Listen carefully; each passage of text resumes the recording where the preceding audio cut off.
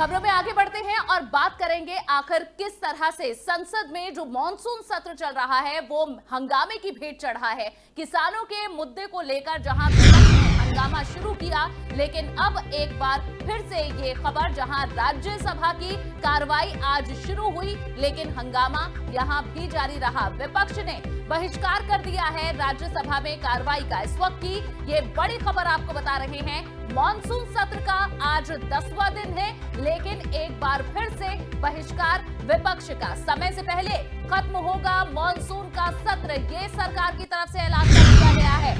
तो इस वक्त की ये बड़ी खबर आपको बता रहे हैं। राज्यसभा की कार्रवाई शुरू हुई, लेकिन एक बार फिर से विपक्ष का बहिष्कार देखने को मिला। और आपको ये भी बता दें कि समय से पहले ही मॉनसून सत्र को खत्म कर दिया गया है। आज आखिरी दिन है मॉनसून सत्र का, जहां काफी अहम माना जा रहा था इसे। कोरोना के समय में देश के सामने जो कई बड़ी समस्याएं खड़ी हैं, उन समस्याओं पर सरकार कैसे काम कर रही है, क्या जवाब सरकार दे रही है, आंकड़ों को लेकर, रणनीति को लेकर, योजनाओं को लेकर कई सवाल महत्वपूर्ण हैं जो कि विपक्ष की तरफ से पूछे जाने थे और विपक्ष ने पूछे भी। लेकिन विपक्ष के बहिष्कार के चलते एक लंबा समय है कार्रवाई का, जो कि बलि चढ़ी है जिसकी। लेकिन मॉनसून सत्र का आज आखिरी दिन होने जा रहा है, जहां एक सप्ताह का समय लगभग बचा था। लेकिन अब लगातार विपक्ष के बहिष्कार करने से, कार्रवाई आगे ना बढ़ने से, कई महत्वपूर्ण ऐसे बिल हैं जो सरकार को पास कराने थे, लेकिन उनमें से किसान बिल, वो 3 बिल जिन पर रात थी विपक्ष और पक्ष की। लेकिन अब आज आखिरी दिन है जहां सरकार अपने किसान से जुड़े हुए इन बिलों को पास कराने में जहां उन्होंने कामयाबी हासिल की है। लेकिन इस बीच ये खबर सरकार ने समय से पहले ही ये ऐलान कर दिया है। और अब आपको बता दें कि आज आखिरी दिन होगा मॉनसून सत्र का। और इस पर ज्यादा जानकारी के लिए और ज्यादा इस पर ये जानने के लिए कि आखिर क्या आखिरी दिन क्यों रखा गया है आज का, सीधा जुड़ जाते हैं हमारे साथ वरिष्ठ पत्रकार इस वक्त रवि पराशर जी जुड़े हैं।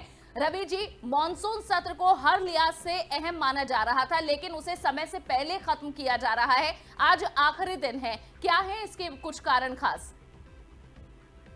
देखिए, सबसे बड़ी वजह तो विपक्ष का हंगामा ही है।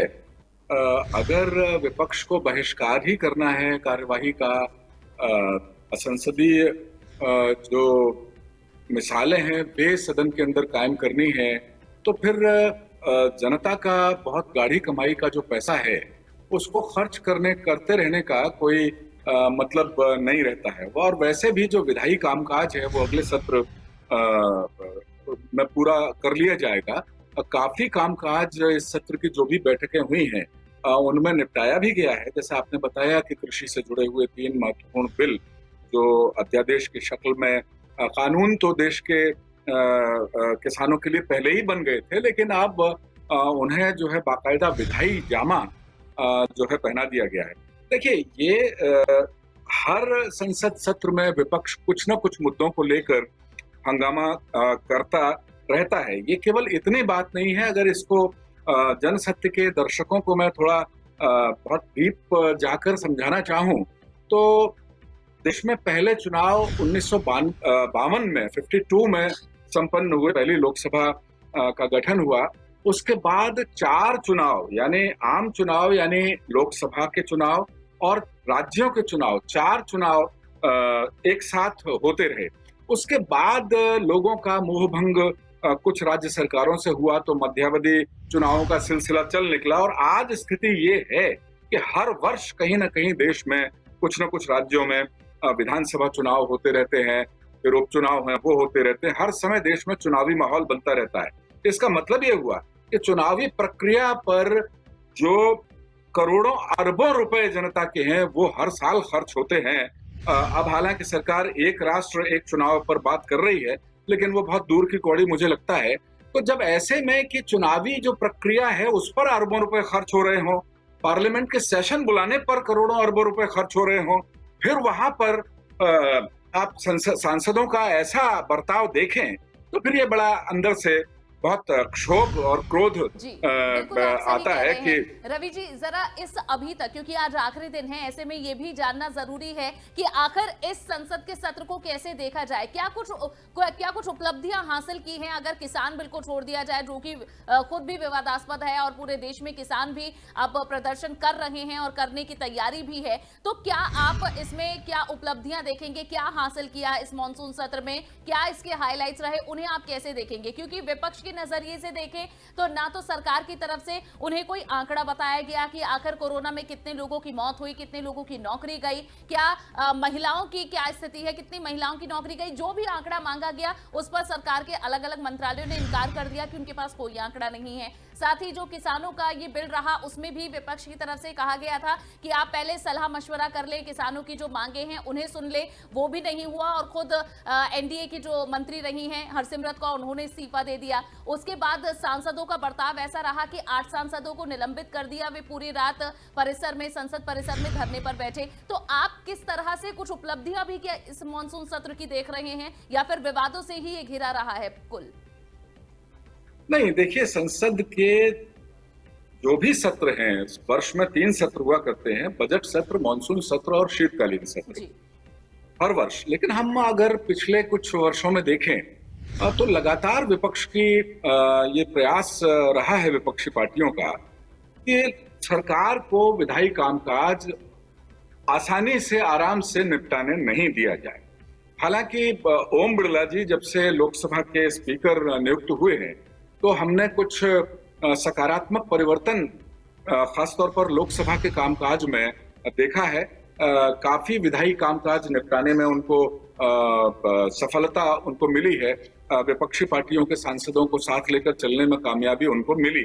जी, लेकिन इस सत्र की अगर जहां तक बात करें, तो कोविड काल में ये पहला ऐसा अभूतपूर्व सत्र मैं कहूंगा, और 18 दिन 18 बैठकें नियमित तय की गई थी, लेकिन विपक्ष के हंगामे की वजह से वो पूरे 18 दिन संभव नहीं हुआ, तो बीच में ही साइने डाई पार्लियामेंट को किया गया है।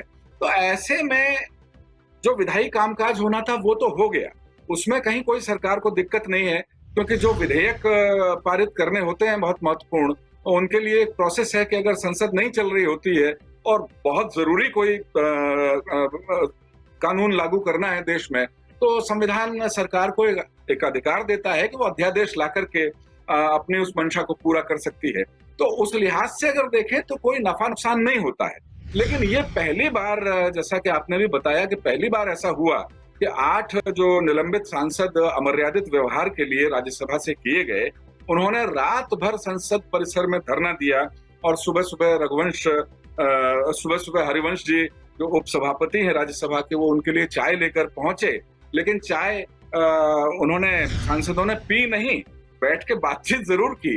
तो ये फिर इस पूरे प्रकरण को बिहार चुनाव से भी जोड़ने की बहुत सारे प्रयास किए गए। तो ये कुल मिलाकर के ये इस मामले में मैं एक विपक्षी पार्टियों को ये नसीहत देना चाहूंगा कि जब जनता का अरबों खरबों रुपया खर्च करके चुनाव होते हैं, आप चुन करके, अभी तो खैर राज्यसभा की बात कर रहे थे हम, लेकिन अगर लोकसभा की बात करें तो चुन करके आप सांसद आते हैं और फिर लाखों करोड़ों रुपए का खर्च करके संसद की बैठकें बुलाई जाती हैं, और उनके अंदर अगर फिर आप इस तरह की मिसालें कायम करेंगे जनता के लिए, तो फिर बहुत दुर्भाग्यपूर्ण स्थिति है। और मैं आपको अनु एक बात और बताऊं कि राज्यसभा की उपयोगिता को लेकर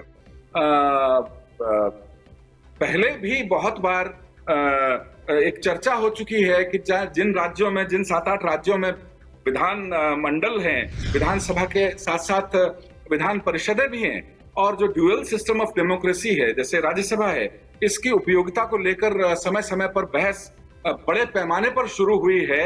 अगर ये अमर्यादित व्यवहार माननीय सांसदों का राज्यसभाओं में, विधान परिषदों में ऐसे ही रहा, तो मुझे लगता है कि देश के लोगों को सदनों की उपयोगिता को लेकर एक बार बड़े पैमाने से दोबारा से बहस खड़ी करने की फिर से जरूरत जी, बहुत जरूरत है। और जिस तरह से आपने जिक्र किया कि ओम बिरला जो लोकसभा के स्पीकर हैं, उन्होंने भी कहा कि सांसदों का बाहर रहने से ज्यादा मुनासिब है अंदर रहना, और यही हमारे लोकतंत्र की मजबूती के लिए, देश के लिए कानून बनाने के लिए बहुत जरूरी होगा। लेकिन अगर सांसद इतनी बात भी समझ जाए तो रवि जी, शायद जो देश की बड़ी समस्याएं और महत्वपूर्ण जो ऐसे बिंदु हैं उन पर काम किया जा सकेगा, उन्हें निपटाया जा सकेगा। बहरहाल बहुत बहुत शुक्रिया हमारे साथ जुड़ने के लिए रवि पराशर जी, और धन्यवाद। एक बार फिर से महत्वपूर्ण जानकारी हमारे दर्शकों को देने के लिए।